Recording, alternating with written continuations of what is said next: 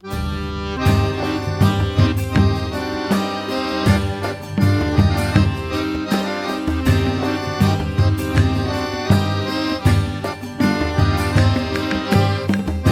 and welcome to The Studio Demands It, an exercise in creative thinking where we will challenge ourselves to conceptualize, pitch, and craft a film based on the demands and stipulations from one of you listeners acting as a hypothetical Hollywood overlord. You know what we do?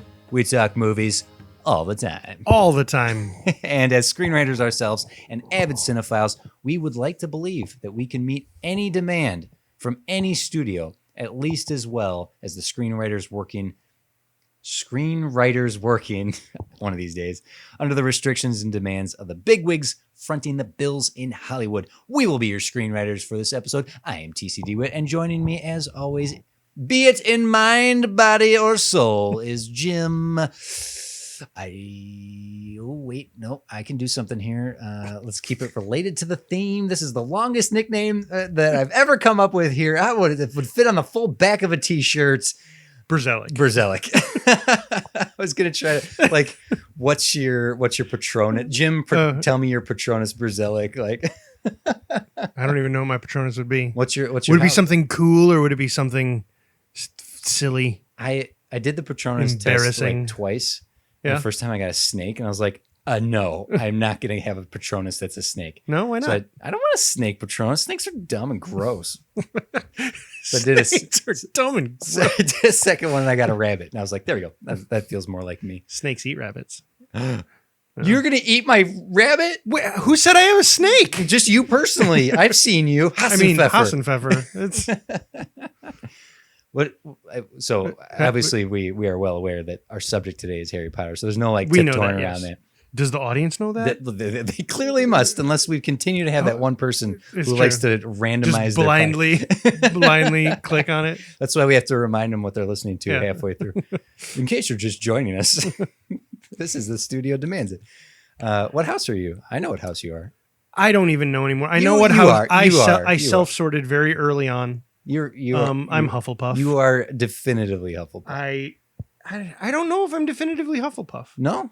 I think so. I have this huge backstory about why as to why I think that is. Jim Burzelic and the Hufflepuff sorting. That's the name of Hufflepuff drama. The Hufflepuff drama. So I self-sorted into Hufflepuff, and then one day someone forced me to take the official quiz. Did you Ravenclaw, Gryffindor? No, I was put in Gryffindor. Okay. I can totally see you in there as well. The thing is that the houses, like freaking star charts, are sort of just, unless you are definitively a particular character type, I think I could fit in all of them. I'm pretty sure that my quiz came down to one particular question. And the question was, they presented four things. If someone called you, which would you be most insulted to be called? Oh, sure. It was like dumb, coward, lazy, and another one. Whatever would have gotten you Slytherin. Yeah. I think that's the lazy was the Slytherin one. And it was coward. I had a problem being called coward. Please don't call me a coward. He will freaking right, because all the others I didn't have a problem with because I'm confident with my identity. Be like, I know I'm lazy. You don't know me. You don't know me. Lazy and proud over here. Like a sleeping badger. Yeah, and I think that's why I got put into Hufflepuff. to Gryffindor. Oh, to Gryffindor. I got you. Was because I was like, I'm gonna prove you wrong. I'm no coward. Well, I'm no coward. I know there at least when Rowling talks, she often says, "You are this with shades of this." She's kind of like split houses. Yeah. So right, and people love the whole split houses. Like I'm a Raven puff. Yeah. And I don't like those, and here's why. Because when you go to Hogwarts, the hat could say, "You're a little bit of all these things," but at the end of the day, it has to choose one. Well, and you go in one house, and you get to help choose. Like your opinion matters. Okay. So yeah, that is fair. I've taken the test. I sorted into Gryffindor. I think that's pretty suiting. I'm a bit of a show off. Like, I think I'd like to think I'm intellectual enough that I could have gotten a Ravenclaw. Or those who think I'm evil and say I belong in Slytherin. I think my Gryffindor tendencies neutralize my Slytherin tendencies. They counteract each other. And just the whole the badgery laid backness. Somehow those work together with Hufflepuff is sort of why I'm in Hufflepuff. I would rather work together. Yeah. I mean, I also would like to just sit alone with a book, please. Please leave me alone. I like a Hufflepuff. I love the couch humor. Someone did I'm Ravenclaw. I'm Gryffindor. I'm a Hufflepuff.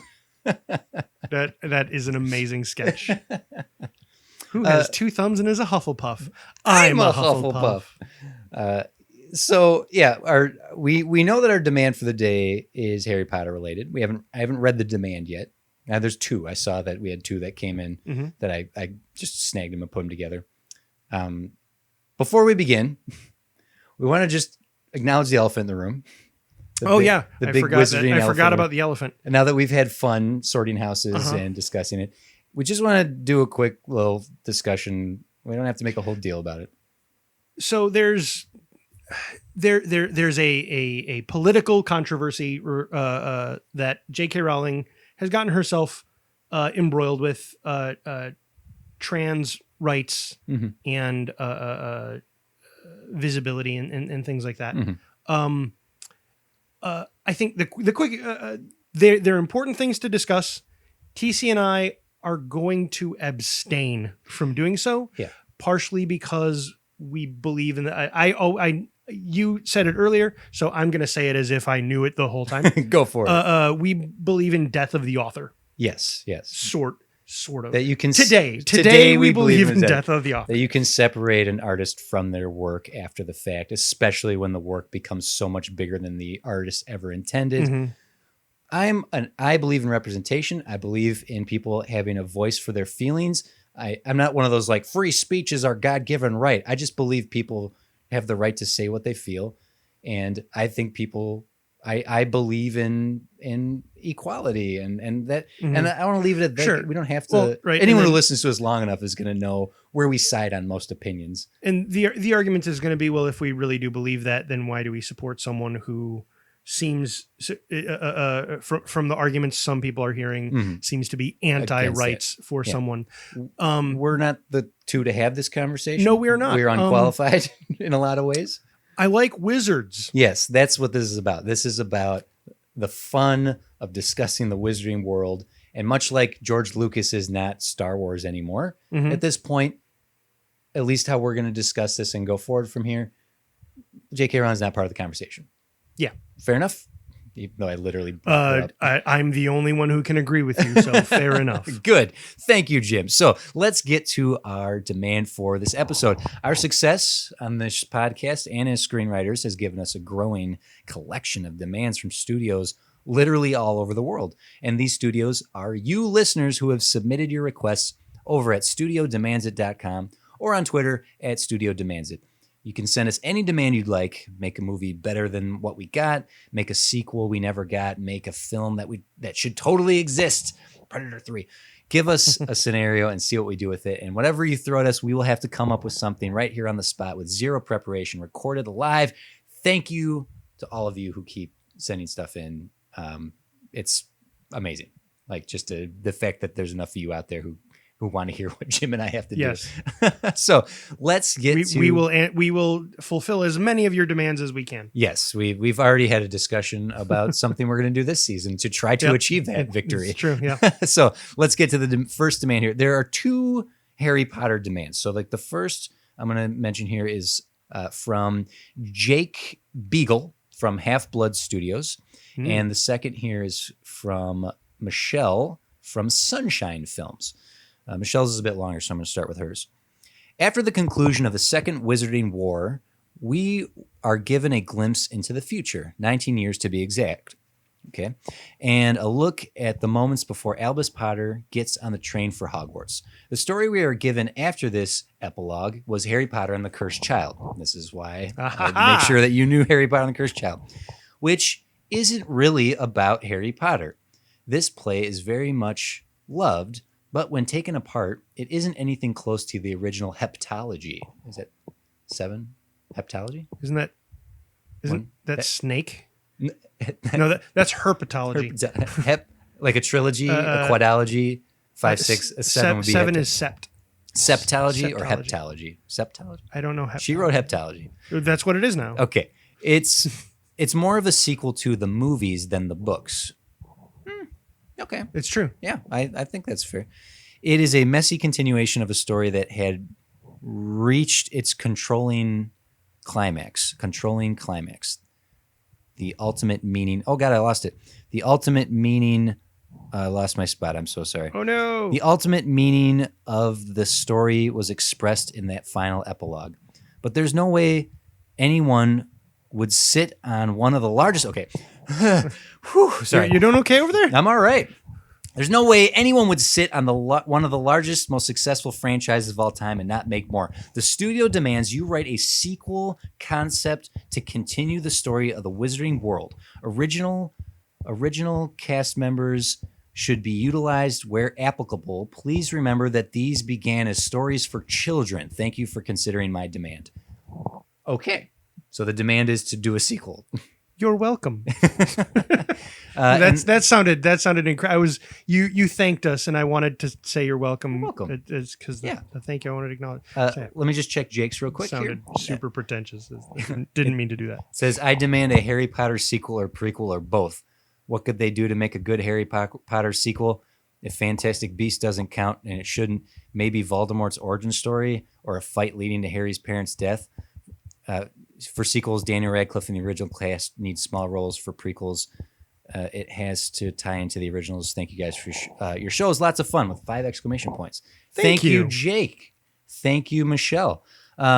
We did do a Fantastic Beasts episode, and we discussed those prequels. Mm-hmm. I believe in that episode I said if I were going to do a prequel, I would not go to that era. I would go to World War I, and it would be or World War II or somewhere in the past and make it a young Minerva Minerva McGonagall as an Agent Carter would be my pitch for a sure. Yeah. Let's stick with the sequel conversation. Yeah. You know the Cursed Child now. I do. Thanks to you absorbed it like a sponge. I did. A magical sponge. That's just a sham wow. It's just a sham now. I'm a sham wow. You are a sham. Wow. There are countless fan fiction continuations, sideways sequels, /fictions, alternate universe ideas of all of the amount of fan creations that have come out of Harry Potter is likened to Star Wars. I never wrote it, but I actually wanted to write my own little fan fiction about a side character who was a squib. Oh, they were no good with magic. Yeah. But what they did to make up for it was they utilized all sorts of magical devices. And I realized there's a little bit of a disconnect there because they can't use any kind of magic. Mm-hmm. But that was what the character was trying to overcome. Did you superimpose that idea into our Star Wars episode 10? Did I? Well, we have a character who can't use the Force. Well, no, that's right. We don't have to. Did I do that? Well, now here's the thing. You could whatever sequel we do here, you could come up with a squib here to tell the continuing adventures of the Wizarding World. There's 2 things I want to point out. So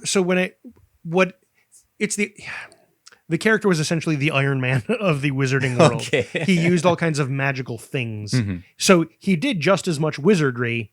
He just didn't cast spells. It was just when I open this little pot, a magic thing happens, and then when I crank this device over here, this happens. Yeah, that's a fun idea. I'd love to see a squib represented more than Mrs. Fig, who was Harry Potter's babysitter and witnessed a Dementor, and Filch, who is the most famous of the squibs. Right? Mm-hmm. I think that there could be something in a squib character. So the Cursed Child exists. Both Jim and I have indulged, and we have our thoughts and feelings about it. I particularly don't love it.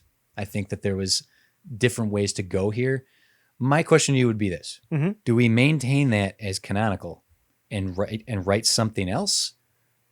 So, my quick little jaunt into the Cursed Child. Yeah. We can keep it canonical and like nothing changes. All that happens is Albus and Scorpius, and I guess Harry, have a little bit of a Side quest.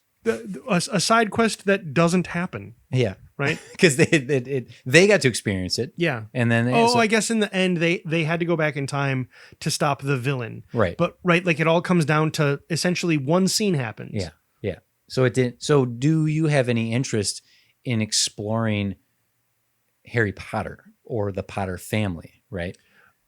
It depends on how we want to sequelize here. Mm-hmm. Right? Like, is Harry Potter the heart of this world, and were we to do something without him, is it going to feel wrong? Right. Right. Well, like, can you do Star Wars without Luke Skywalker? yes, you can. Some people don't agree. Some people don't agree, but you can.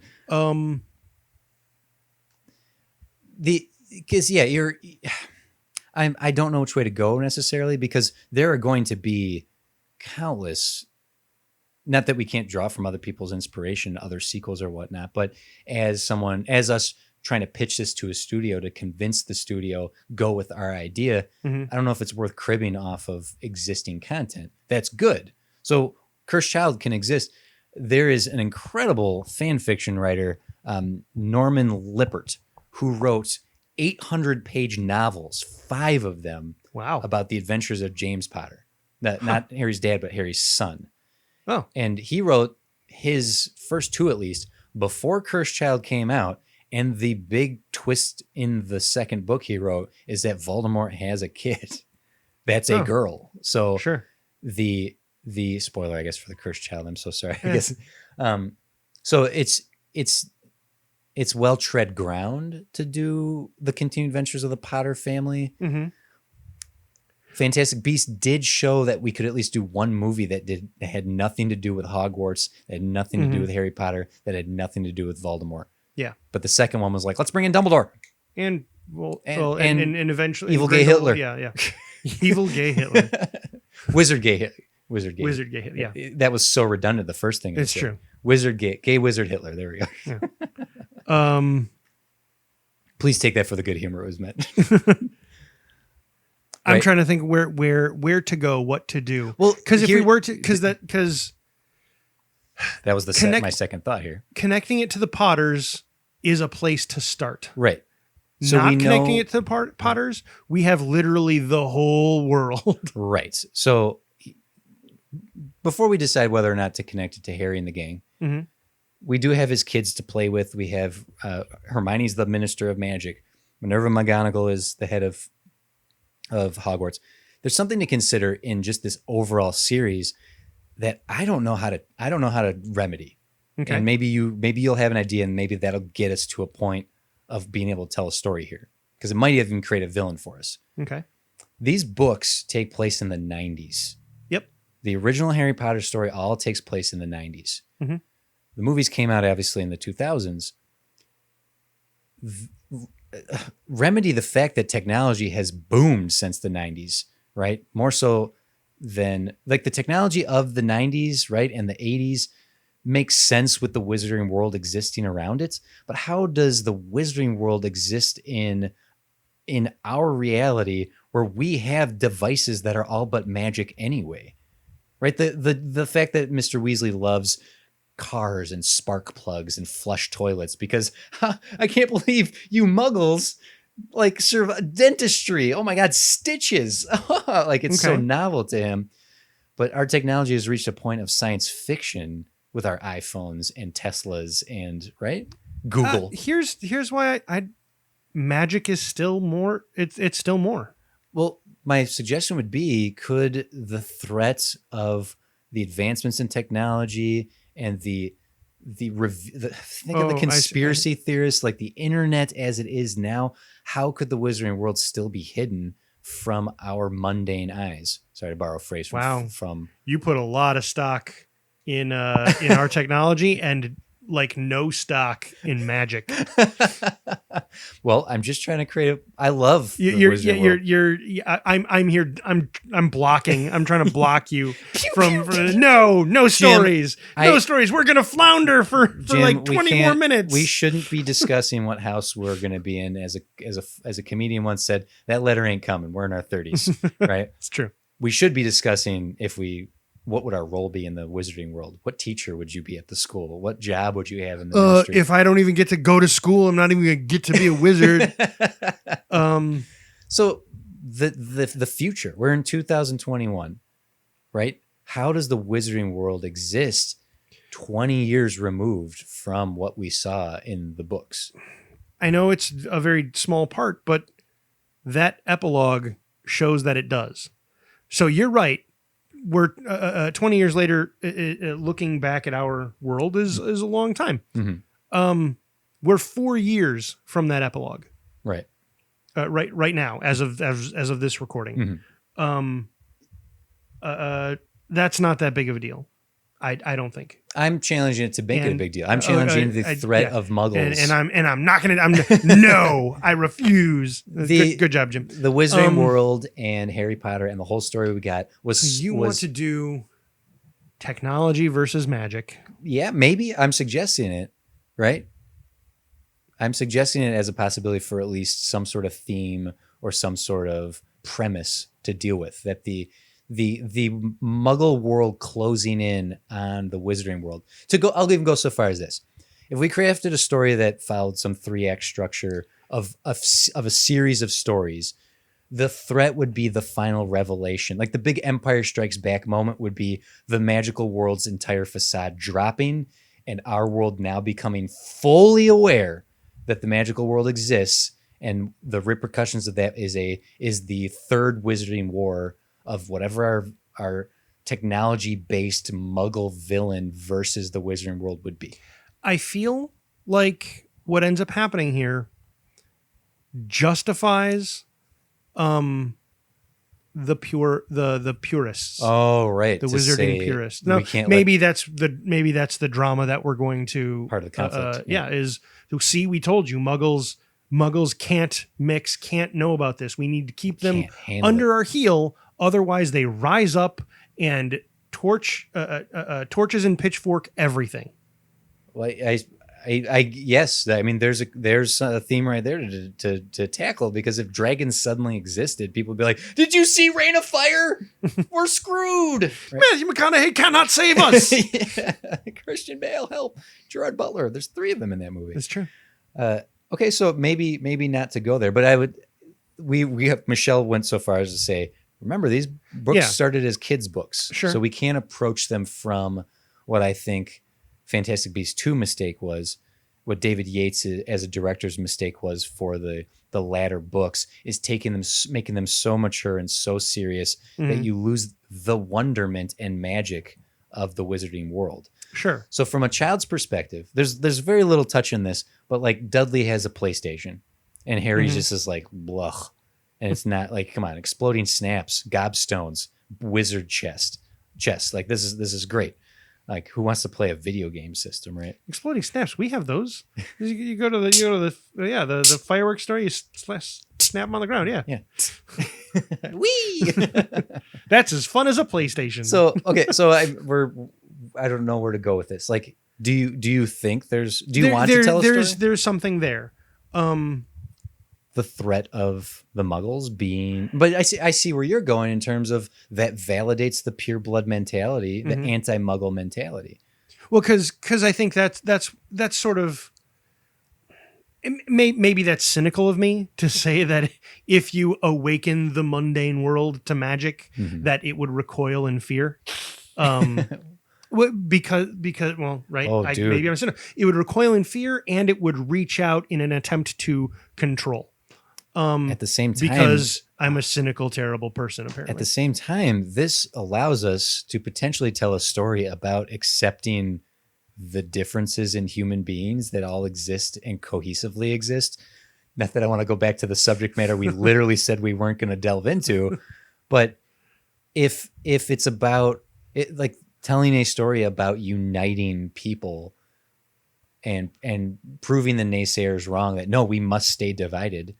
If the original, we have a villain from the Muggle world who's threatening to expose the magic world. What right? if? And hold on, let me just. Yeah. And then then it splits the Wizarding world. You have the people who are like if Ron, if he's involved, is like, I don't want. But if Hermione's like, I came from the Muggle world. Are you saying you don't? Well, no, I'm not. You're one of the good. Don't you dare say that, Ron. I'm very conflicted. Ron, Harry, get in here. Right? There's, but then again, that's very adult conversation, and maybe. Well, anyway, there's ways to broach adult conversations through children with and for kids. I interrupted you. No, I stopped you from interrupting. I interrupted you. What were you going to go with this? What if Muggles, the entire notion, because right now it's right. The whole idea is this stuff's midichlorians, man. You got them or you don't. You got them or you don't. You're a squib. What if that in itself is a curse? Ooh, that everyone has the possibility to use magic? Yeah. Ooh. There is no difference. What it is there is a curse, the Muggle curse. Yeah. And so what if our story is about lifting that curse? There we go. Now you're onto something here. That sort of absorbs a lot of the ideas of exposing the Wizarding world and how would the Muggles handle that, and the divide of beliefs within the Wizarding world. They have characters who I think it sort of touches in Order of the Phoenix when Harry has exposed that, and Dumbledore saying Voldemort is back. And even in the Wizarding world, there are people who are like, no, I talked to my parents and they say you're crazy. It's like, no, my family supports you, Harry. And that divide of within the Wizarding world just around the existence of Voldemort, right? Mm-hmm. Kind of returning to that in if our main character is an 11-year-old going off to their first year at Hogwarts under the world issue of the exposing of. What was the adopted son's name? The adopted son in the epilogue, Remus's. Oh, Teddy. Ted. What if that's our main character? Oh yeah. Okay. Okay. And Ted Tonks, the son of Remus and Tonks. Tonks. Yeah. Nymphadora. Don't call me Nymphadora. Something happens while I like this. Teddy is at school, right? So we get some Hogwarts. Mm-hmm. He finds out about this curse. I don't know how yet, right? Mm-hmm. And so he goes about trying to, right? He's like, well, got to break the curse, and that's what. And because already so close to Harry, so Harry would get involved. Mm-hmm. And the thing is, Harry's involvement is going to be really conflicted because this is literally the foundation for everything he understands the world to be, is that there is the Wizarding world and there is the Muggle world. You're telling me that that's an artificial barrier? That somehow there shouldn't truly be a Muggle world. Yeah. And the Muggles have Merlin. They have stories of ancient Greece and ancient Egyptians, and magic existed and then it didn't, right? Sure. Yeah. Now, I'm certain there's probably canon that we could delve into to find where the artifice of the Muggle world versus the Wizarding world was created.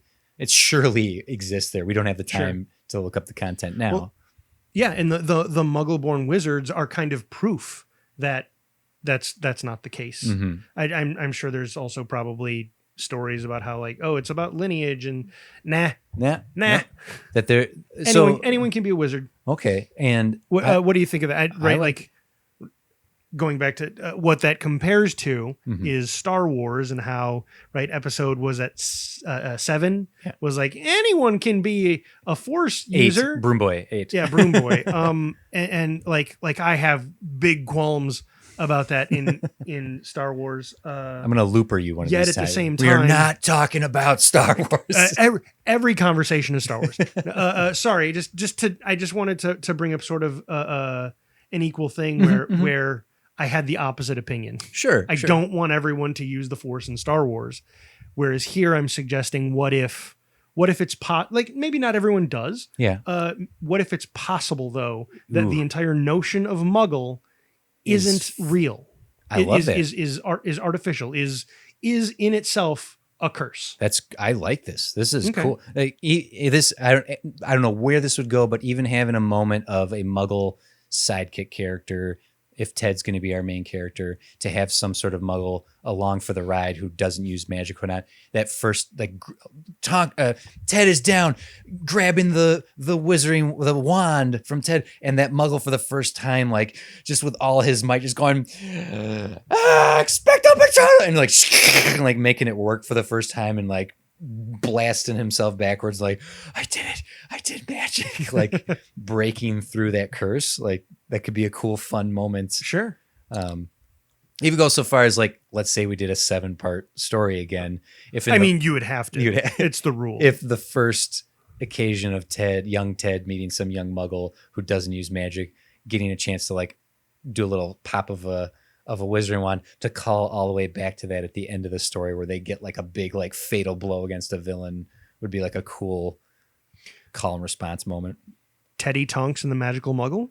that sounds like a Beetle the Bard, like a Beetle the Bard story. It does. Ted Tonks and the Magical Muggle. We don't have to name this thing now. We have discussed. I did it though. I did. We don't have to, but I did it. You heard David. You heard David. Our edit. You heard the name of the episode, folks. Well, as far as that goes, as far as the name of our episode, I think it should be Harry Potter and the Cursed Episode. Well, that depends on where this goes. That's true. I think I titled it. I think I'm going to title it, and the listeners know and the Cursed Sequel. The Cursed Sequel. Yeah. Harry Potter and the ... Is what I no title here. Harry Potter and the Silence. In the Silence. Doctor Who crossover. I've seen that T-shirt. Yep. Okay. I feel like let's just take a break here real quick. Or unless you want, let's take a break right here. So rally some of our thoughts, and let's come back and see if we can't start hammering out some plot points here. Now that we've kind of developed a premise to go off of. Okay. Okay. Cool. So take a quick break here. We're going to hear a message from the wonderful folks at 65 Media, and we'll be right back.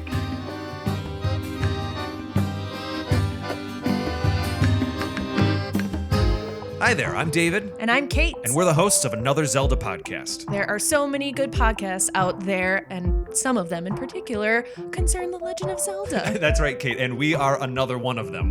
That is actually the name of our show, Another Zelda podcast. And in our show in particular, we talk about some of our favorite dungeons, characters, boss battles. We have top 10 lists. Yeah, we do deep dives on game design and production aspects of the different Zelda games. And we talk about our own experiences. We do some review episodes, talk about our challenges, our struggles, and our victories. That's right. Really just almost anything that has to do with Zelda, we like to talk about it. A new episode comes out every other Friday, and you can subscribe to the show on Apple Podcasts, Google Play, and YouTube. And you can also check out our episodes on our website, anotherzeldapodcast.com. That's right. All right, we will see you there. Okay, bye. Welcome to our new podcast. Welcome to our new podcast. This isn't working. Agreed. I think we're going to have to do it turn by turn. Well, now that you mention it, we are a brand new RPG video game podcast. Our very existence hinges on turn-based gaming. So join us on the Turn by Turn podcast, where we'll be talking about Pokemon, Fire Emblem, Golden Sun, Shining Force, Mother, and so many more. It's your turn to come and join us.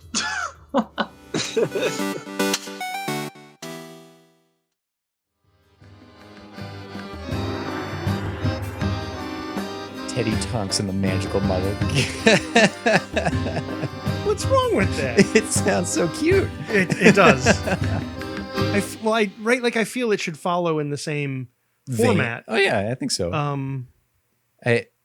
Ted is got some cool stuff to him. So canonically, I believe he ended up being head boy. He's a very handsome fella. Should this be the next half? In between. Oh, I suppose. This is the in between time. Okay, we'll just jump right back in here. Oh, no, it's too late. I'm rolling. You're drinking the soda into the microphone. Drink it. Drink that soda. Yeah. Now the audience knows. That's some good audio. ADR? No. What is it? ASMR. ASMR. Okay, here we back. Here we back. Here we back are. All right. So canonically, I believe Ted was popular at school. I believe he became a prefect and head boy. He's handsome. Oh, that's less interesting. There's no drama there. We need handsome. some drama. Yeah, he's not a dorky, nerdy loser like that Harry Potter. Do you suggest this taking place in his early years, or are you suggesting that he's out of school?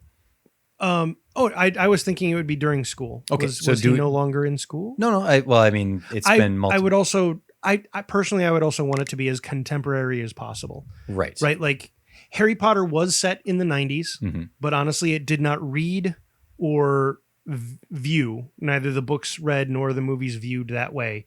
Honestly, they felt contemporary.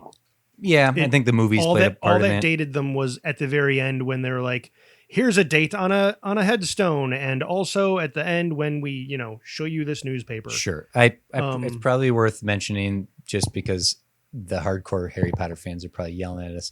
Teddy was his nickname. That his actual name is Edward Remus Lupin, and he just went by Teddy. So just to be clear, he was born in 1998. Okay. So at 99. Yep. All right. So he would. Well, no, if he was born in 98. 98. Sorry. So 2009. Yeah. 2009. Okay. So if we start with his first year of school at 11, then, we're in the early 2000s. If you want to get as contemporary as possible, then we're looking at a fully adult Ted. We're looking at a middle-aged Harry. What kids did Ron and Hermione have? Ron and Hermione had Rose for sure. She is in Cursed Child. Didn't one of them have a kid that wasn't going to school yet? Yes, Harry and Ginny have Lily, who is not old enough to go to school yet. She's the youngest of the three. That's what I'm looking for. Let's have this be about Lily. Lily Potter. There we go. Well, you got the naming convention more easily. Sure. Right. Let's see. Lily Potter and the Magical Muggle. Lily. All right. So now the trick would be you need to vamp right now while I do a lot of Googling. You mean I can't just watch you Google? No. That doesn't work. That doesn't help. Right. So what I'm thinking. So initially I was thinking like, wow, okay, so if this is about finding out about and breaking this curse, like that's a lot to happen in this movie that feels like it should be the whole trilogy doing this. But then I was thinking, no, actually that's perfect. Just because the curse is broken doesn't mean that everyone suddenly is aware of and able to do magic. Yes. So just in the notion of thinking about sequels, that doesn't actually help us make the first one, but just for a roadmap, the first one is about breaking that curse. The second one is about ex-muggles starting to learn magic and magic starting to get out into the world.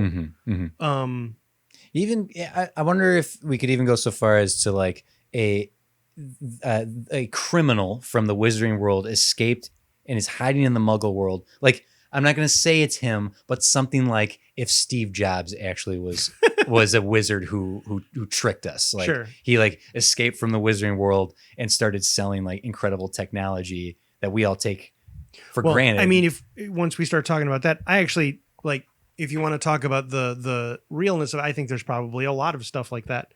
Lots of technologies are probably actually magical bits that was stolen. Lily Luna Potter was born in 2008. She's exactly the character we need. Yep. Because she would be 11 years old in 2019. Nice. Perfect. It's contemporary as you wanted it to be. It is. Ding. Ding. So she discovers that there's if we create our big Voldemort level threat as some sort of muggle wizard, right? Someone who's going to expose the we whole need a thing. villain. We need. Forgot we needed a villain. We don't have to literally craft all 7 books right now, but just if we have the big world story and then then start to bring it down and find Lily's place in this story. Well, I think the villain might be, well, is Voldemort the Darth Vader that we have to have come back? I don't think so. I do not think so. Because I kind of want Voldemort to be gone. Am I the only one who thinks that let's defeat a villain and leave them defeated? Yes, let's leave them defeated 100%. I mean, in the epilogue of Deathly Hallows, Harry Potter's scar has never hurt again, and it never will. Voldemort is gone. He is gone. Now I have ideas on like there can still be Death Eaters. There can still be sure. Bad people who worship Voldemort and are looking for ways to bring Voldemort back. I think that's very reflective of the society we live in today, Jim. It's true. And so they can be some of our bad guys. Yeah. The cronies at the very least. Maybe in fact the way the original Dark Arts professor was the bad guy in the first one. Quirrell was the bad guy. Maybe our first villain is a Death Eater who, like maybe that I don't know. Maybe that's how it's revealed. Like Lily's, hiding somewhere and learns a secret that one of the professors is at the school is secretly a Death Eater. Is Lily's in the room of requirement for some reason, maybe, and this professor steps in. Because this professor was looking for the room of requirement because they wanted to find some source to a thing. The first MacGuffin of the first book. Something like that, yeah. Making Lily sort of very mousy and meek at first, especially following the footsteps of James, who very much in the tradition followed his grandfather, and Harry, and Albus, who as a middle kid acted out and became a hero in his own right. To have her be the third in this line and the youngest and the girl and kind of disrespected by her brothers. Well, sorry, I interrupted you. No, that's okay. I just giving, she comes with some cool possibilities for traits to overcome. Really what we're doing is we're sort of saying, hey, remember Ginny? We're going to tell a story with Ginny as the main character. Why not? Because I feel like Ginny was sort of that way. Yeah. She was this quiet, meek character who I think that's great. And then grew to be a badass. Yeah. And I think that works because that would allow us to have a relationship to develop between young Lily Potter and Ginny as her mother, to slowly gain trust her and speak to her. And Ginny is cool. She's a Quidditch reporter. She's a cool woman. Sure. And to live in the shadow of her father, her mother, and her 2 brothers allows young Lily to have a lot of parallels to Ginny's journey. So to sort of play into this, if she starts getting more involved with Muggle stuff, she spends a lot of time with her grandfather. Let's see her. Oh, right, yeah, with Fred. Not Fred. No. Arthur Weasley. With Arthur Weasley, who's fascinated by Muggle stuff. So she has a familiarity with it, and then maybe one of the people she meets is a Muggle-born wizard, right? And so she's and that wizard's getting picked on. Wizard or witch. If that Muggle-born, if she befriends a Muggle-born, right, a Muggle-born witch or wizard who's her classmate, and her first experience of going home for the holidays with them to go actually for Christmas vacation in the first book to go experience a Muggle Christmas. She doesn't want to go to the Burrow. She doesn't want to stay at Hogwarts. And so we have an opportunity to get the perspective of the Muggle world via Lily's perspective, look at it, and then the slowly and sprinkling in what the big war of this entire arc is going to be. So spending time with a Muggle, reaching a point of being fascinated. I love that she'd be spending time with Arthur and wanting to, and he could be the one to sort of suggest the Muggle world's getting stronger. Maybe. I just had a flash in my mind of Arthur of having a scene, not mirror, but I just imagined Beauty and the Beast, the way Belle is smart, and her father in that is this zany professor. I just imagined Lily, like all the wizards are doing wizard stuff, and Lily's like doing something normal, like like an a RC muggle thing, like and an everyone's RC racer. What are you doing a weirdo thing? And then she goes into Arthur's garage, and he's got all sorts of contraptions with springs flying everywhere. Yeah, it's Doc Brown-esque in a way. Yeah, having him being like the quirky grandfatherly figure. There's some fun to be had there. Mm-hmm. He is still canonically alive too. I did want to check that if Sure. at this point in time, if he would still be alive, and he is. Excellent. Yeah. Hooray for life. Giving her adventure at a time that slowly builds up to what would be the 6th and 7th, the climactic war, essentially, that we have to take this to. I mean, do we have to take it to this? Probably. I don't know if it has to escalate, right? Well, so right. So our ultimate villain, right? That's where we were sort of going. I think like some Death Eater who is like accidentally reveals it to her is the villain plan. Sort of in the first one. But I think the ultimate our quote unquote Voldemort here is an ancient dead wizard, someone even older than the Hogwarts founders. Okay. Ooh, all right. Like literally their life force is somehow connected to the curse. So when it is broken, were they the one that put the curse in sort place? of like, well, the curse is a living curse. They are the curse. So then when the curse is broken, everyone thought that wizard died gajillions of years ago. Yeah. The curse is broken, and so that power that was spread across the earth returns to the wizard. And so he's back and he's like, who woke me up? I'm really not cool with this. What's with all these technology thingies? Something like that. Is what do you think of that? And have that be that the leading up to the return of this ancient threat?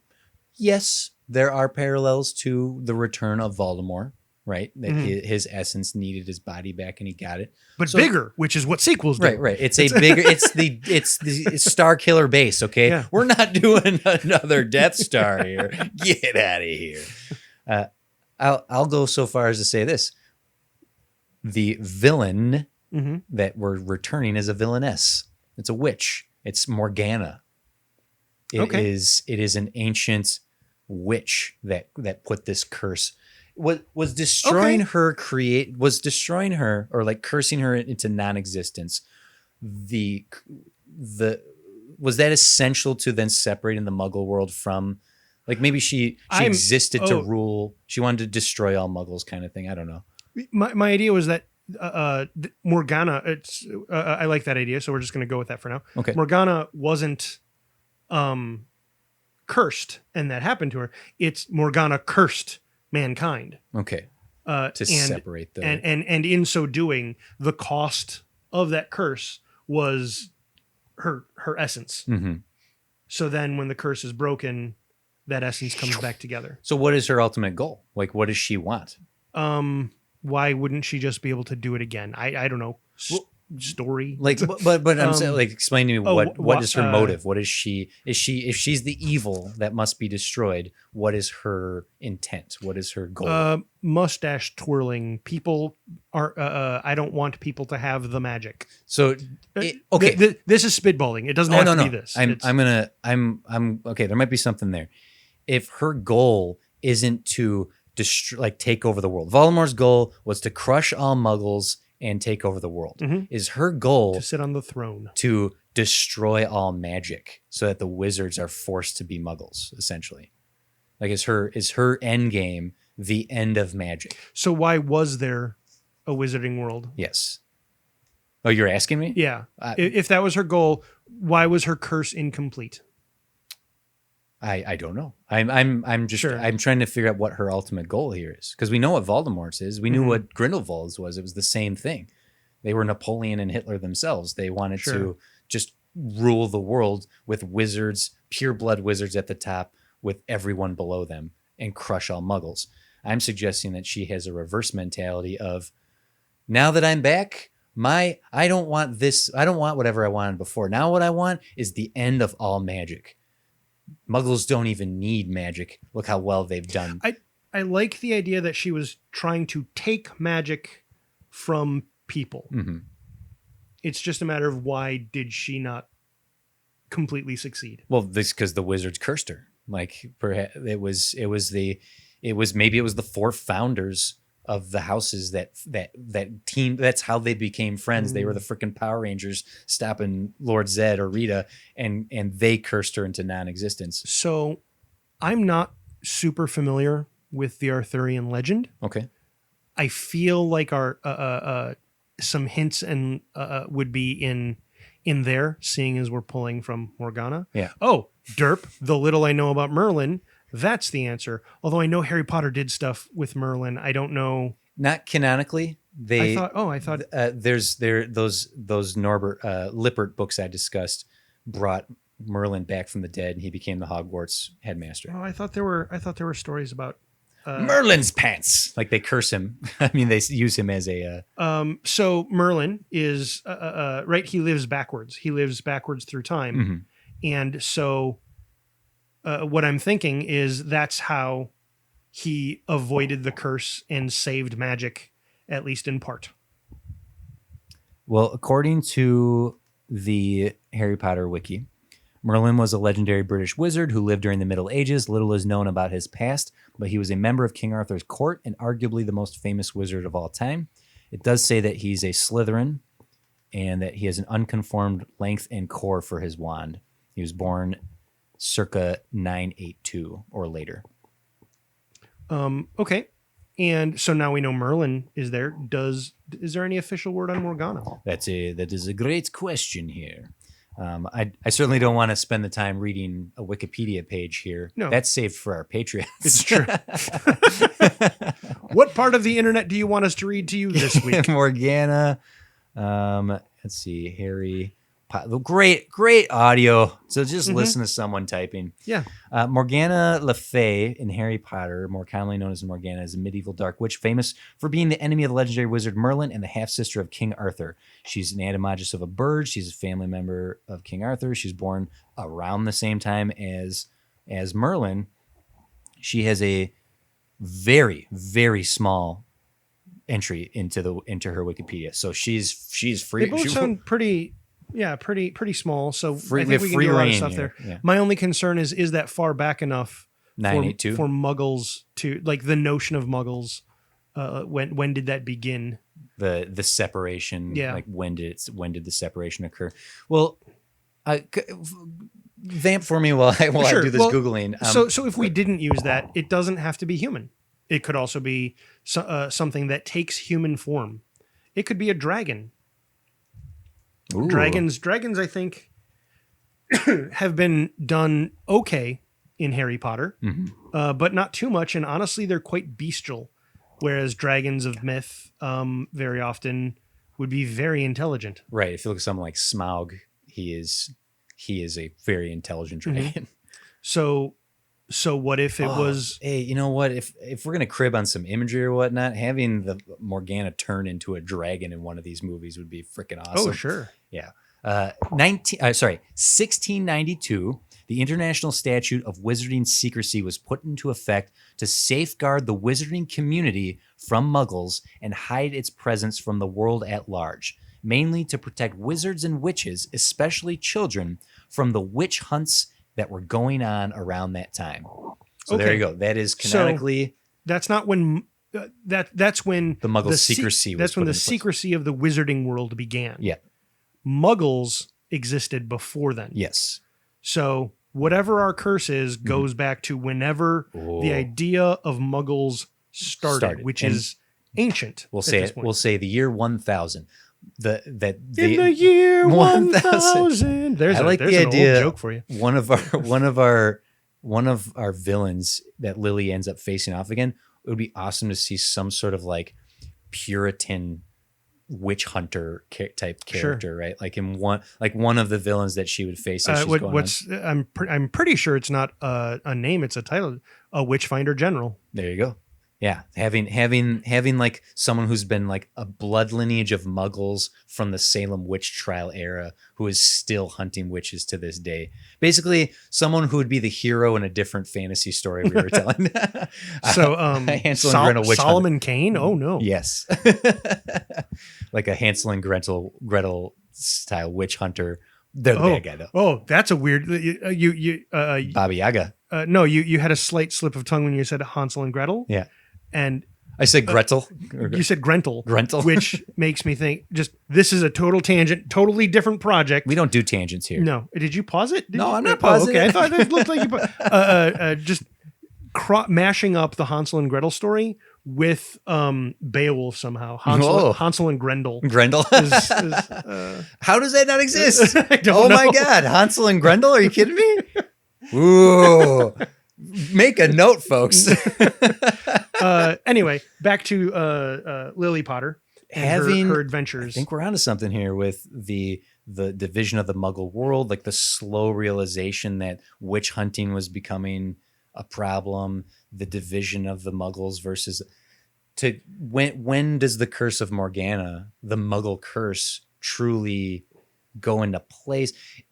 When was magic taken away from people? From people, yeah. There's the question right there, because it could be, 1200 AD or whatnot, and then for centuries afterwards, the slow turning magic into fiction could have happened, right?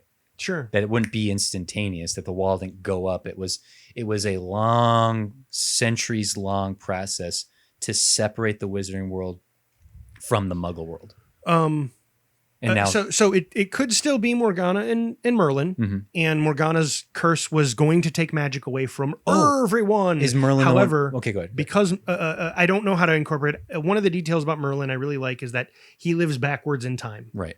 And like I that's a detail I know that I think is super cool, and I think somehow if that detail is what made him immune or something, and by him still having magic, he was able to propagate it and build the wizarding world, build the survivor community of wizards that grew into the wizarding world we knew. Sure, that Merlin was the founder essentially of. Yeah, like once Morgana was destroyed, maybe he's the one who destroyed her, not just the house founders of Hogwarts, right? Maybe it was Merlin defeated Morgana and she cursed her curse. Ooh.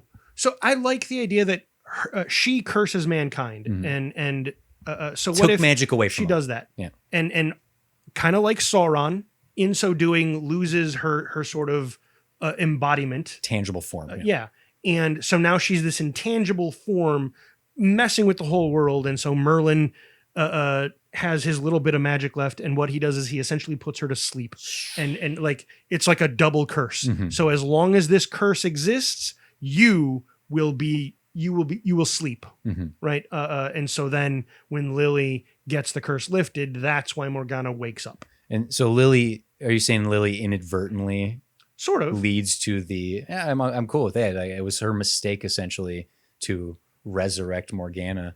Like maybe it's that Death Eater is doing some forbidden research into Morgana's magic for their own power. They're not trying to undo anything. They're just like, she had some good ideas here with how to be a jerk. Be an evil jerk. And Lily's like, don't be an evil jerk. And what's this curse? Oops. Well, just gonna break that little seal. And so whoops. I still want to be clear then. Morgana originally was stealing. Her ultimate goal was to steal all magic from the world. Yeah.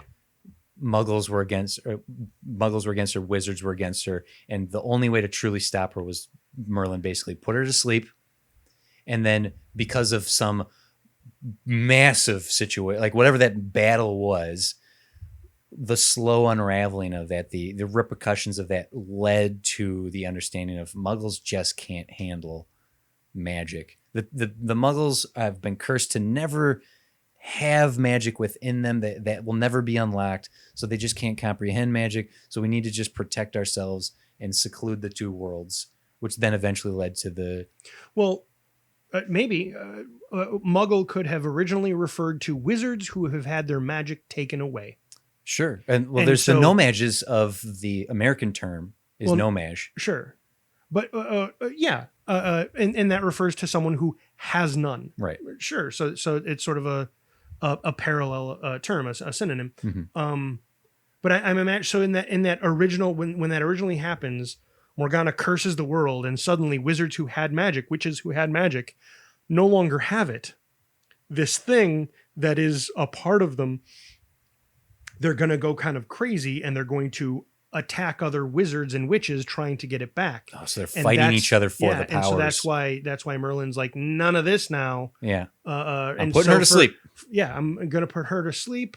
We're going to fight off muggles, wizards who've had their magic taken from them, mugged from them. Ooh, yeah, good. And And slowly and surely it just became over several necessary. Muggle just became a term for anyone who didn't have magic. So her returning, if her ultimate return leads to what will culminate as the final battle of this Lily Potter series, the revealing of the Muggle world to the Muggle world that wizards exist, that all the fiction stories we heard, most of them are true, that she is absorbing magic and stealing magic for herself. So that magic is literally being sapped from the magic world. We come to a finale that would result in magic users and technology users working side by side to defeat the evil villain. Back to technology. Right. Well, right. You're kind of rolling. I'd forgotten about that. I'd forgotten about that angle. You're right, because right early on, it's all about learning about Muggle stuff. Mm-hmm. Oh, actually, maybe it's the Muggle stuff that would save the day, because That's what I'm Morgana thinking. isn't she would still retain the ability to take individuals' magic, just suck it up for herself. So she starts taking it from the wizards around her. Yep. And the only way to get at her is with Muggle stuff, which she's still really powerful against as well. Right. Like she's not going to be taken out by a gun, Yeah. right? But you know what she could be taken out by? One of the greatest wizards who lived in the Muggle world, Nikola Tesla.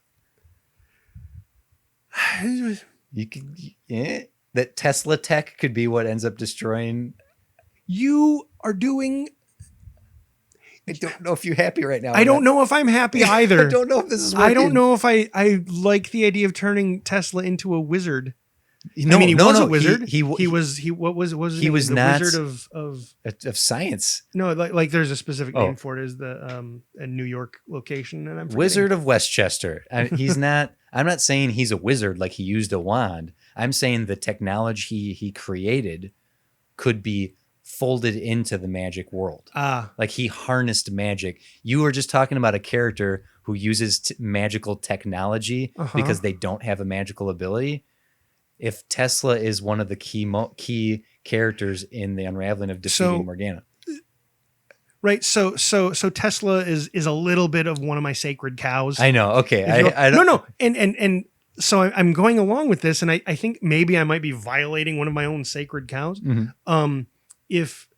What if Tesla was Merlin? Oh, What if Merlin Oh my God. never died? He just sort of keeps. What if here's another deep reference? I don't know if we'd want to put in this. What if he's Saint Germain? You're gonna have to explain that one. So Saint Germain Saint Germain is a person. Most notable when you know stuff about alchemy and the history of and culture of alchemy. Mhm. He's a personality. He shows up regularly. He's immortal. Or at least seemingly immortal. He shows up every once in a while across great spans of time with no changes to himself. Mm-hmm. It's also sort of a fictionalization of a real person. And I've seen him used in a couple other things. Strangely enough, Heavy Metal 2, Heavy Metal Fact 2. You're the only one who's And- seen this, but yeah. please continue. And also the role-playing game Unknown Armies. I think they can keep going. I like this. But Keep going. this is more of a deep reference for myself. But the idea that Merlin keeps showing up through time, Mhm. right? So he was Merlin back in the Merlin time. Yes. And then he showed up again As probably during the Salem witch trials to be like, look, we got to go secret. Right. Maybe, could Merlin have been Da Vinci? Could Merlin have been Tesla? Could Merlin have been all like the great? Okay. Yeah, things like that. Okay. So if he's always been a great inventor, why would he be doing that? He'd be doing this to try to bridge that gap, that between magic and just no magic. Maybe that it's a matter of like, if I can present to the Muggles technology that seemingly is so magical, they'll be more willing to accept magic if the time ever comes where the worlds must combine again. Maybe. Okay, I want to make a suggestion here. If you like the notion that okay, Morgana being our villain, Merlin being the one who locked her away, hinting at Merlin's existence throughout time. Maybe not at first being very clear that no, it's Tesla's a character and Da Vinci was a character. Like, like researching the character at some point, Lily's adventures. Each book she's like learning about one or the other, only to have the revelation that no, Merlin was all these characters. I'm going to say this, it might be a bad idea. Sure. Merlin's aging backwards, right? Just very slowly. Sure. Okay, there's going to reach a point where he loses credibility because he's not an adult anymore. So what if Lily's 11-year-old friend that she makes in the first book is named Germaine? Maybe. And that her sidekick, one of her sidekick characters, is in fact Merlin. Or or like Neville is a side character who ends up having enormous significance in the Harry Potter series. What if Germaine is a classmate? Maybe. Like a little Hufflepuff named Germaine. I know I suggested it, and I know I love that you're leaning into it. Yeah. I'm not sold on the Saint Germain bit. Okay. But having it be Merlin in some way. Yeah. I like. I was going down the path, not necessarily the leaning into the whole Merlin becomes a kid that forward in time. But what if Merlin is like essentially a secret Dumbledore for Lily? Like, I'm not saying that he is also Dumbledore. What I'm saying is just a mentor. What if Lily, right? He's a secret mentor though. Like literally there's a character who shows up as a professor in the school and, oh, he's not a teacher. Lily's too young. When you get older, you'll be in one of my classes, but not now. But tell me what's bothering you. I'll help. And so he's this character who shows up and offers advice and then like fades away. In a way, how. And then she's like, but what about the so-and-so professor? There was never a so-and-so professor. Maybe not that extent. Okay. But having one of like a young 20-something professor in the school who's, I mean, a little, whatever, just like being someone like, I'm trying to think of an equivalent here. Professor Flitwick gives advice to Harry a couple times. Sure. Hagrid is definitely a mentor to Harry and a father figure in a lot of ways. And constantly Harry, Hermione, and Ron go to Hagrid for advice. Having the Hagrid analog be Merlin, maybe? That's someone who... Something like that, yeah. Someone in the school who teaches a very mundane class. Or a magical version of history. Like the history teacher. Professor Binns finally fade away. So Professor Binns is a ghost teacher who teaches history. Professor Binns finally ascended. Or finally transcended, like moved on. Sure. Right. So there's a new history teacher who is boring, but offers very good advice that in the end, and in the books themselves, there are characters who are in the first book, like the Bloody Baron and Nearly Headless Nick, who are, especially the Bloody Baron, who are significant in the finale of the entire series. So to have the new boring ass history professor 7 books later be revealed as Merlin himself this whole time. Sure. Just apathy and tired and just I all I can do is just share the history that I can teach. Like everyone was excited, a new history teacher. Professor Binns was so boring. Damn, we got a guy who's just as boring. Well, I like the idea that like outside of class, he's moving. He's just machinations. He's playing the game behind the scenes, but not even like Dumbledore would go and like do actual stuff. Like Merlin is more like the pulling strings. Sure. Sure. Having almost in the I way. know that's exactly what Dumbledore was supposed to be. More But like how Snape is technically a good guy through the whole thing and does little things throughout the entire series that that are for the greater good. Yeah. Not in the overt, evil, rude, heroic way, but very subtly. This character exists from the get-go, only to reveal and Lily can be the one. I'll even go so far as this: Merlin never returns. It's even thought like if we can resurrect Merlin, if we can find him, blah blah blah blah blah. That there's a moment in the 7th book, or even this somewhere near the end, where Lily has figured it out and just goes and has a conversation with the professor. Sure. And says, just goes in like, "Oh, Lily, what can I do for you? Did you have a question about your assignment?" And she just quietly says, "Why didn't you help? Why have you been here this whole time? Why haven't you done anything?" And then we get this sad sort of history of why Merlin can't participate, and the respect of Lily, who understands his import, but how he can't be involved anymore. I think that could be a really powerful moment, that he doesn't get to come back and magically save the day, that he is just witness to history at this point. But why? Maybe his powers have dwindled over time, younger he's gotten. The first place I go is, it turns out that's his curse. Oh, sure. Yeah. Even not only, there you go. It's both. It could be all of that. Just it's very tragic. The closest he can ever get is whispering in the ears of the heroes. Yeah. That might be. And having that sweet tragedy exists for Lily to discover and not even tell anyone. To just be like, am I the first one who figured this out? You won't be the last. Have a good time. Have a good day. Good luck. Good luck. Something like that. Yeah. Something like that. I think similar to how Harry goes and talks. And this is my last day here at the school. I'm Goodbye, retiring. Blah, blah, blah. These are such broad strokes to try to tell this like all-encompassing 7-part epic story. Well, sort of. Well, so pulling it back in, I do think the first story, the first arc, is breaking the curse. Right. Like the first 4 books. First story? The very first book, right? The Philosopher's Stone is breaking the curse. I think it's... And then the following story arcs are the fallout, are dealing with that. Because Morgana would be awakened at the end. There doesn't even need to be a standoff, right? Yeah. She's awakened, and sort of like Voldemort needed to kind of pull his power back together. But Voldemort doesn't do that until the 4th book. Voldemort does not return until the 4th book. He's on the back of Quirrell's head. That's the best he can do. That's what I'm saying. The curse is broken, and Morgana doesn't just like no. I'm gonna mess things up. I'm gonna say she doesn't truly return until the 4th. I think the acknowledgement of the threat of her needs to truly be set in the 1st book.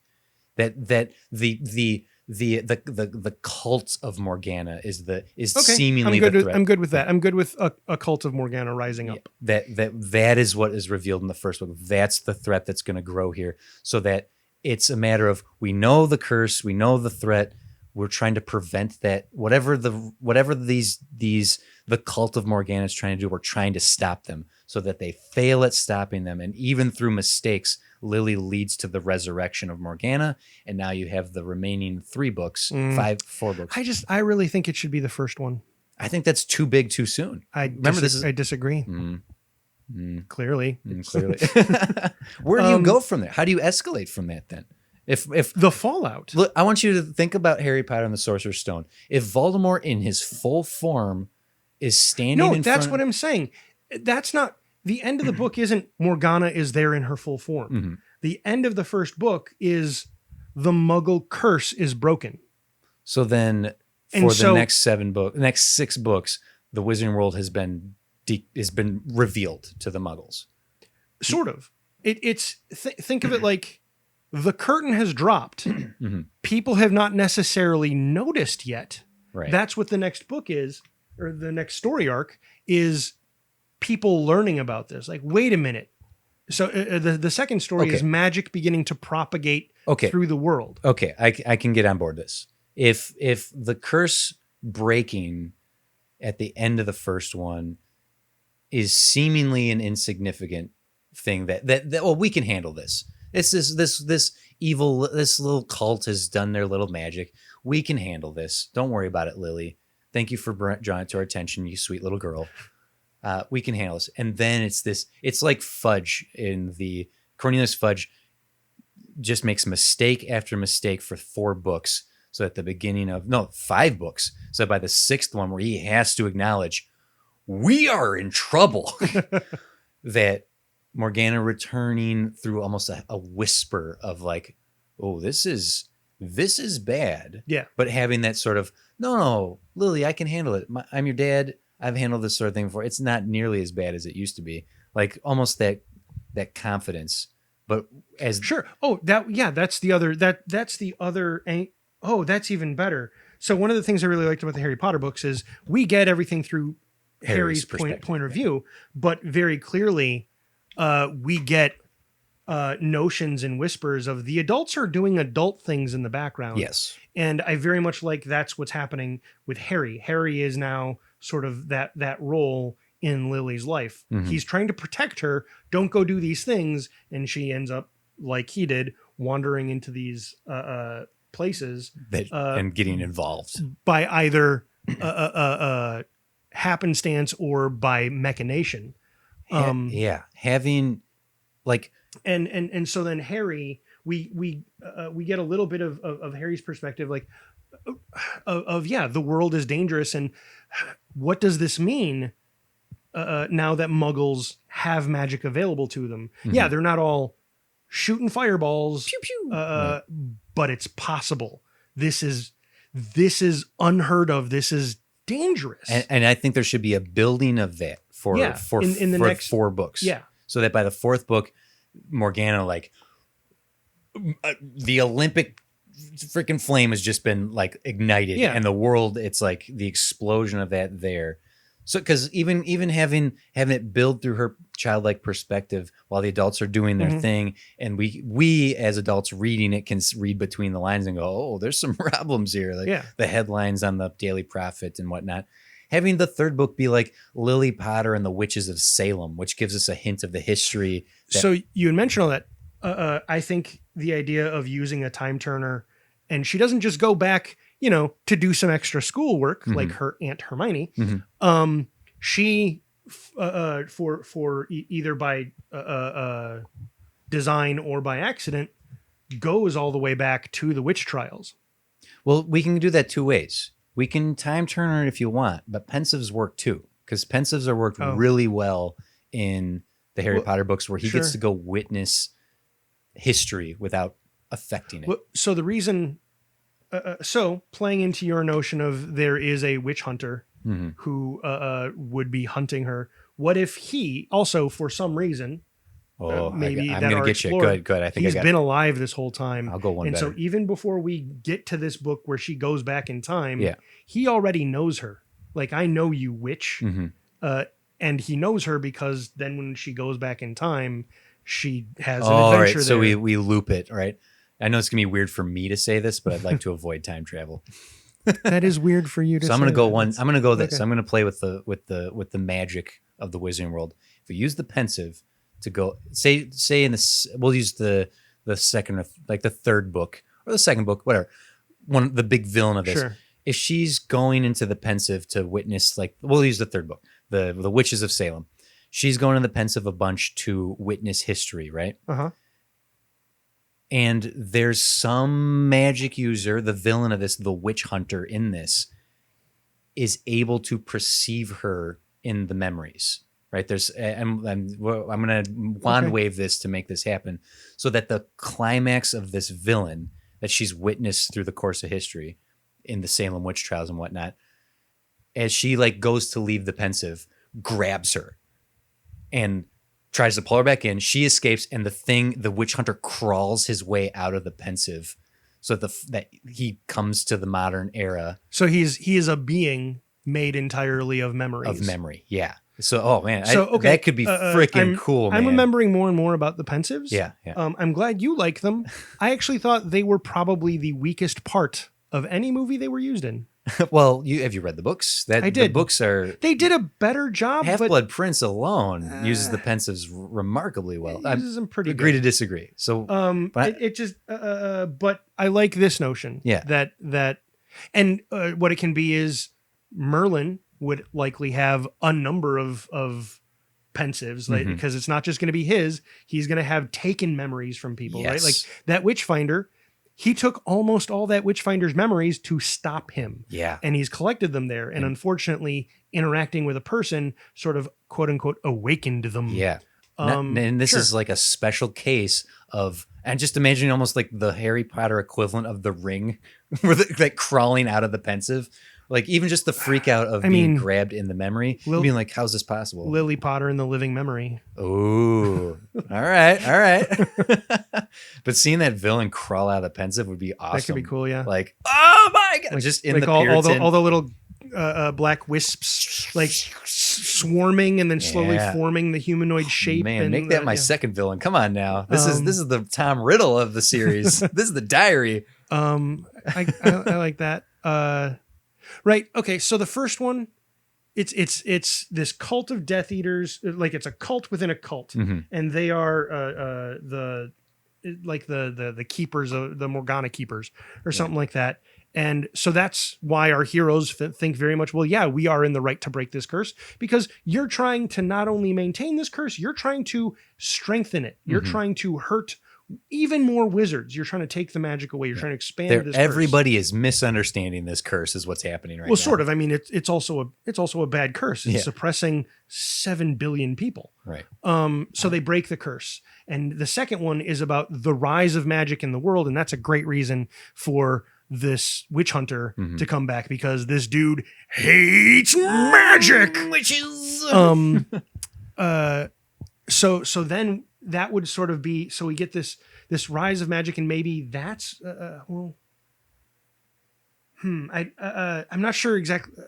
I feel like the third one should be where more of the backlash begins, where mankind starts being afraid of and attacking the wizarding world. If we're going to use the original 7 books as just a loose template of how we play this out, sure. I think the third book having a lot to do. This is the book where she goes to Christmas at her Muggle friend's house. This is the book that we see more of the Muggle world in this, and because like Prisoner of Azkaban, which book? In the third book.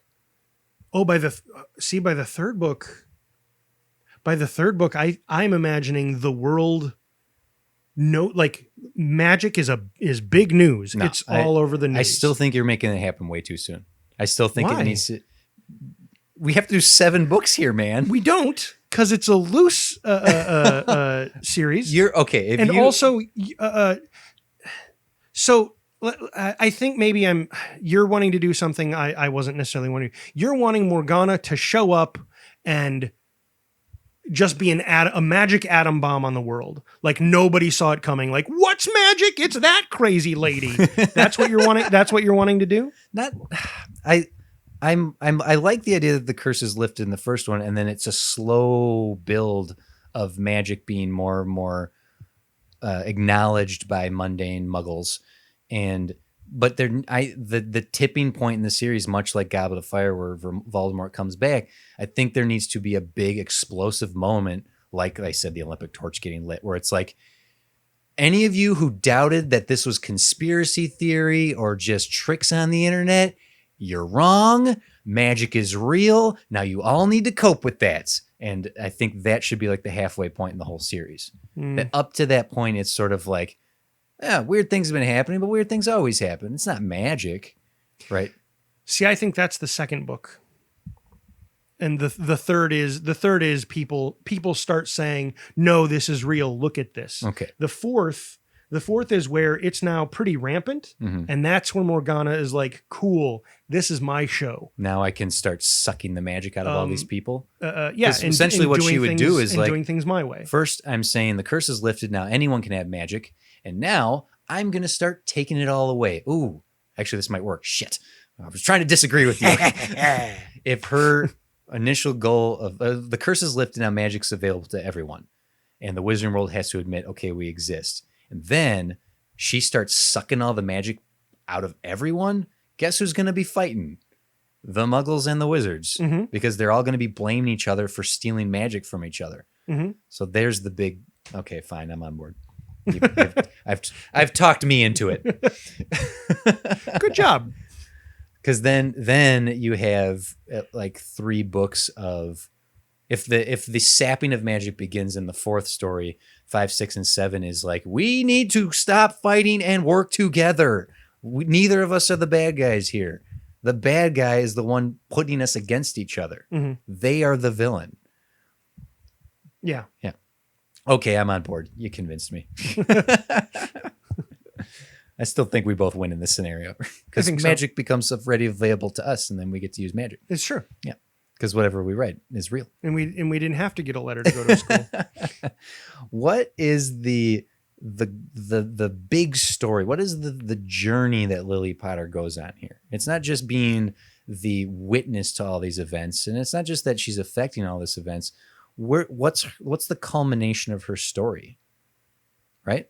I know that's a big ask, but if Harry's journey was he grew to understand the importance of his heritage and the themes of love and the themes of family, and telling his son in the end, you know what?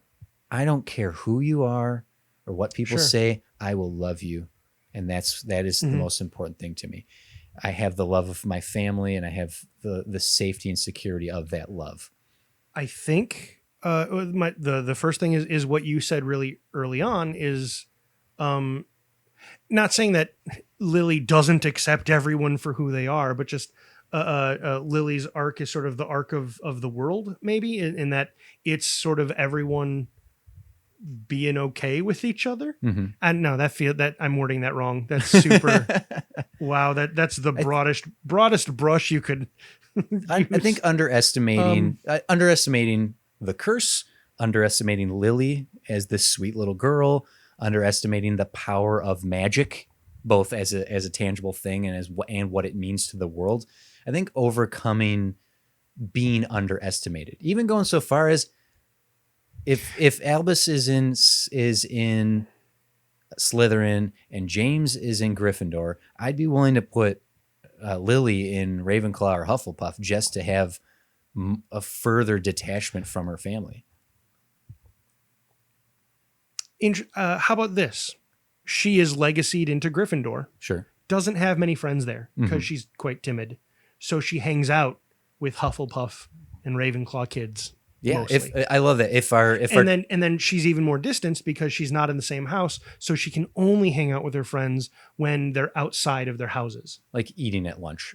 Yeah, having her bully be in her own house, right? If we have some Draco equivalent who picks on her in some a Gryffindor bully, that's unheard of. having her 2 best friends, the Ron and Hermione avatars be or analogs be a Hufflepuff and a Ravenclaw, like the 3 of them together. That makes a fun team. And it allows the story to be explored through non-Gryffindor. Like I understand why. Oh, I see why. Yeah. The Slytherins are treated so poorly in the Harry Potter books because it's from Harry's perspective. She wrote them rather mean, like the. And it starts from a place of the good guys are the bad guys, right. And it's only as the books kind of grow with the characters, that it's like, no, it's not so red and green. I think that underestimation is probably a theme to explore over the course of this. Sure. That's something that's very relatable when people are underestimated, when people are pigeonholed. I think also, right. You want to incorporate technology and stuff. So I think also the notions of ingenuity. Yes. Yeah. And over thinking outside the box. Sure. And over relying on the known, right? And not taking into account the unknown. I would even wonder if we could pull off a culmination of all of this where, Harry wants to save the day. Her brothers want to save the day, and she has to convince them not to. That it's not like we don't get to be the heroes here. This is not our story. Like, I know I'm being a little metatextual, but if to say Dad, you have been talking about all working together to get here. This is how it needs to come to. In the end, we all need to be a part of this. There isn't going to be a hero in this story, right? It's going to be. I see where you're going. Maybe I don't. She gets to save the day. Yeah. Okay. Well, okay. She may not save the day alone. Yeah. Yeah. Because oh boy, what is it? No matter what house she's in, no matter what houses her friends are in, I do think it is probably important that she makes a Muggle friend. Oh, sure, absolutely. That's I think like visiting the Muggle, like going to the holidays at at her Muggle wizard friend's house and befriending a true Muggle. I think would be a fun reoccurring character. Which story is it where a dad won't let go of their kid and their kid's like, I can do this. You have to let me do it.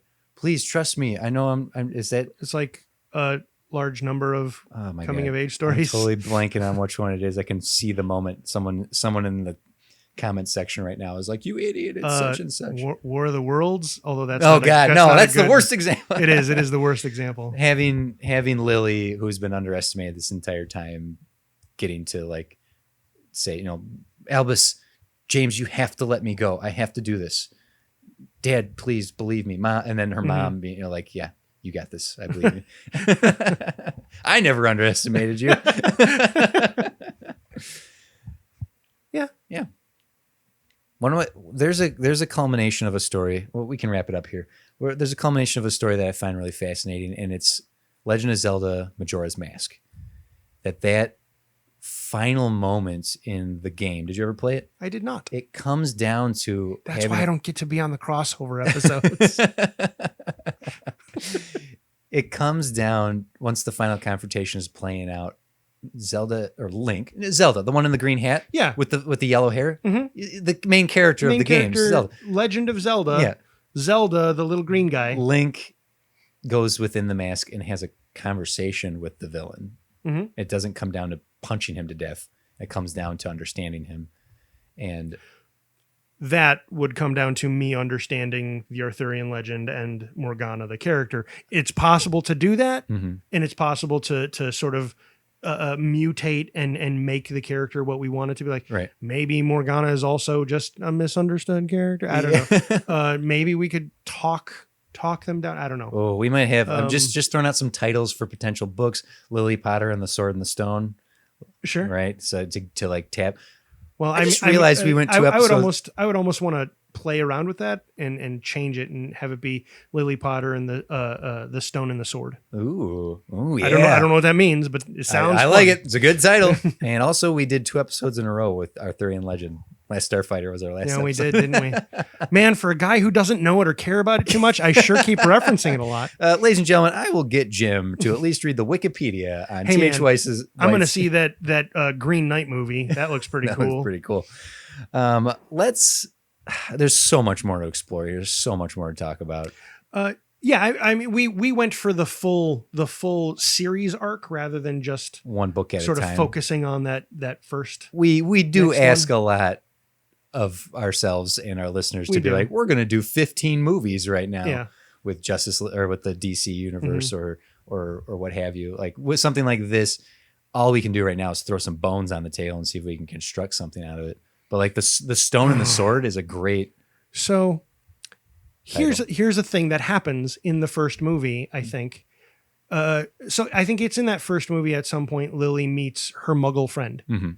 And she breaks the rule. Her Muggle friend gets her a phone, a smartphone. Oh, so and she takes it to Hogwarts, takes it back to Hogwarts so that they can not only can they stay in touch, but then like she takes videos of wizardy things for her friend to see. Possibly. And I'm not saying her friend is all like, oh, world, check this out. It's just this personal thing between them, but just.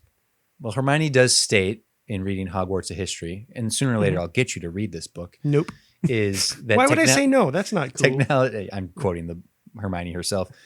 Technology goes wonky around Hogwarts. There's spells in place, but you're onto something in that if she could somehow get a smartphone back there that she could then use, something's awry here. Why is this working? Which could be our villain for that second or third. Like there could be something in that. That might be more intriguing. I was going to say there's a scene early on when she gets back and the phone's not working, and then the history professor secretly like bumps it. Oh, and now it works. Oh, let me just nudge that. So he like is deliberately so Merlin basically you makes prick. the phone work.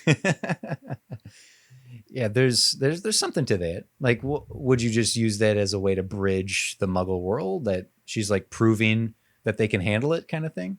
No, I not really. It's just an idea. I mean, it does thematically, it does that, but it's one kid wanting to communicate her daily life with her friend. Mm-hmm. That's it. Okay.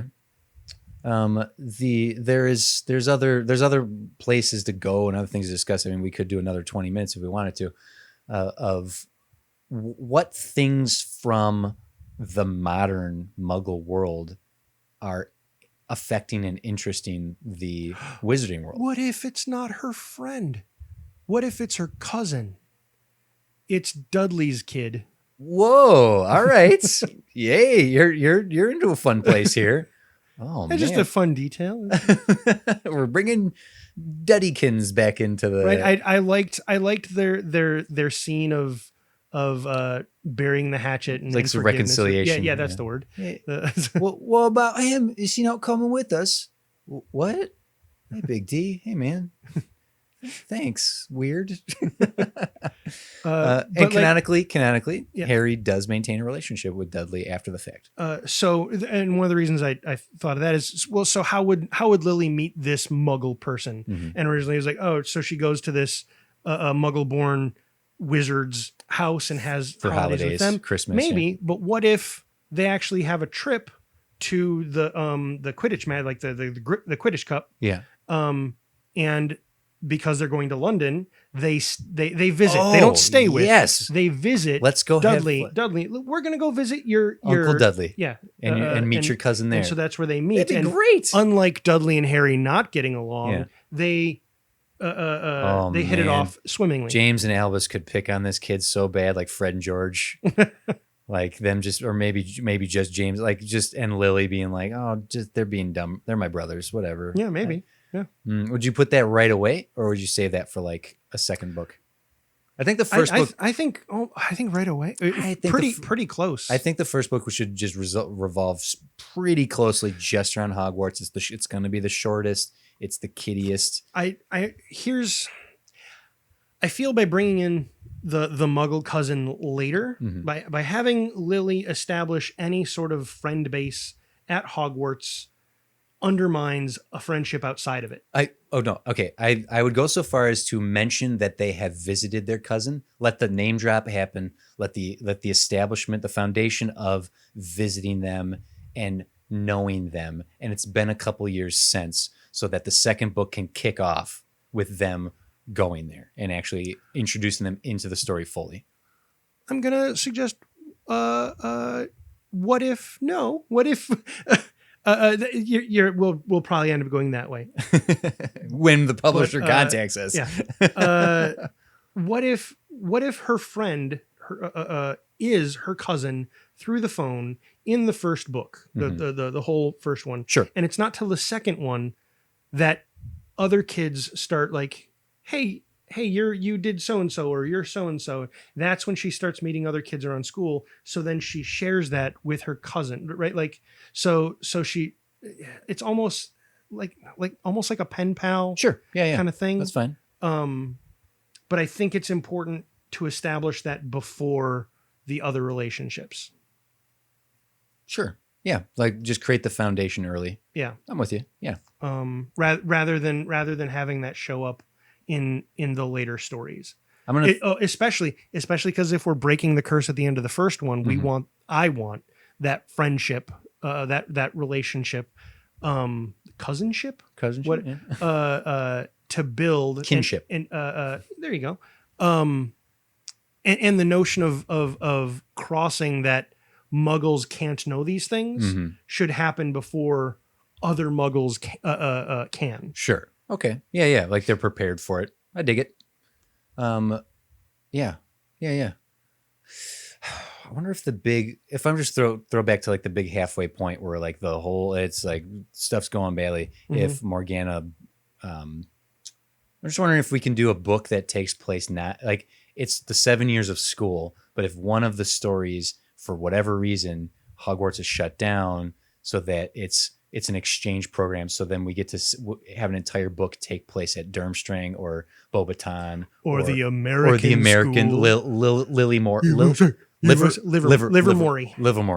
That if one of the books is an exchange season or exchange story where we get to experience, that's fun. Yeah, I think there could be some fun in that if like the fourth book or the fifth book or fourth book. Yeah, let's make the fourth book when it happens is that they don't even have the protection of Hogwarts being on the home turf when is that maybe one of the problems? Because when Morgana does finally come to power, she does it there back at home in England, and that's a big mess because she's super powerful. Yeah. So having that take place at Livermore, that episode or that entry into the story. Sure. Yeah. Because then it gets us some more muggles. Okay. Whew. Well, we will certainly continue to talk about this, but I think we could wrap it up here. I don't know if have we achieved enough here? Are you? I'm excited about this fan fiction. I like this. I like this idea. Thank you. Yeah. I feel like we tied in to the original Harry Potter stuff. And right, we didn't talk too much about what Harry would be doing during this. It would mostly be cop stuff, right? Yeah. He's a wizard cop. That's what he is. He's wizard cop. Like Harry is not a central character. He is as much of a character as Mr. Weasley and Molly and Sirius and Lupin were to Harry. Right. Yeah. Lily's our main character. Even James and Albus I see taking a secondary role, like Fred and George. Yeah. Like, right. They're the older brothers that for the first movie or two, don't necessarily see or are around for what happens to Lily. Right. She's blazing her own trail here. I'm putting the whole scene together when they go to Dudley's.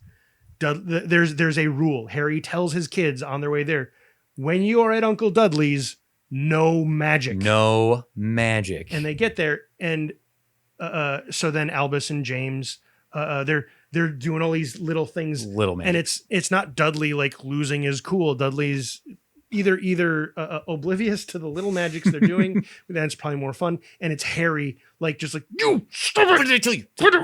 Dad, we're not using magic.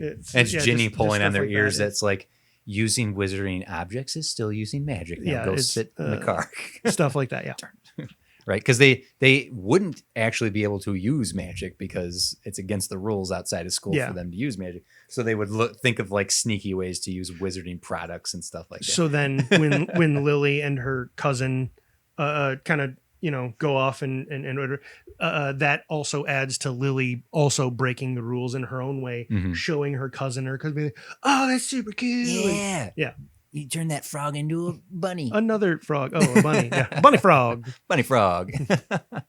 Well, thank you to Jake and Michelle for sending in those Harry Potter demands. I hope that we went to a place that you liked. I hope so. Yeah. I some of these themes are heady, but I believe we framed them enough to be kids' books. Oh, sure. I think there's so many more details that could be worked out. We'll certainly keep chatting about this as we end the episode here. But I think that does it for this episode for now. Please let us know if we did end up doing something you agree with, disagree with, whatever. We want to hear from you. So let's do the social stuff. You can find us at studiodemandsit.com, where you can send us a demand. We're on Apple Music, Google Music, Spotify. You can find us on Twitter and Instagram and Facebook at Studio Demands It. Like and subscribe. And if you feel like giving us a little review right there in app, it's pretty cool if you want to do that. It's almost magical how well that would help us out with the algorithm. Thank you, Jim. You can find me at TC's Big Head. If you'd also like to send Jim a message, I will be his owl and make sure he receives it. Thank you to 6'5 Media for giving us the platform we use to do this show. Go check out everything 6'5 Media is creating, or not. I mean, that's up to you. I can't force you to do anything. Not unless I put the confundus charm on you and confuse you into listening to one of these things. I just want to say you're doing a very good job of dropping all these references. So lots of amazing content and more on the way. That's it for this episode. Jim, any final words? I mean, I like the idea of you being the owl sends me my messages. But what's the yelling message that? Oh, that I'm going to send Neville you gets? a howler. Yeah. All of my messages will be hollers. Oh, they will all be howlers. So we'll be back again soon to challenge and improve the world of storytelling. I am TC. I am Jim. And this is the end of the episode. Of Studio Demands It. Right. Harry Potter 1. We're not doing it. What? Do you want to do that? I thought that was the thing we called me out on it last time. And Jim pouts into the microphone. Okay, bye everybody.